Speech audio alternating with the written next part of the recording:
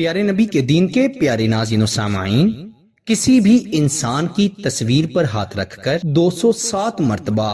یہ وظیفہ پڑھ لیں، انشاءاللہ تعالی وہ شخص آپ سے اتنی محبت کرنے لگے گا جتنا آپ نے کبھی تصور بھی نہیں کیا ہوگا۔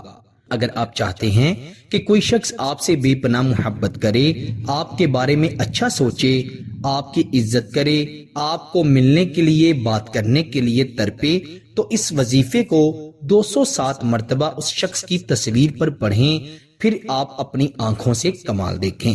بڑا آسان وظیفہ ہے۔ اس وظیفے کو آپ نے اپنے محبوب کی، شوہر کی یا بیوی کی یا منگیتر کی یا جس کے دل میں محبت ڈالنا چاہتے ہیں، اس کی تصویر پر اپنا دایاں ہاتھ رکھ کر آپ نے 3 مرتبہ درود ابراہیم پڑھنا ہے، اور پھر 207 مرتبہ 207 ٹائم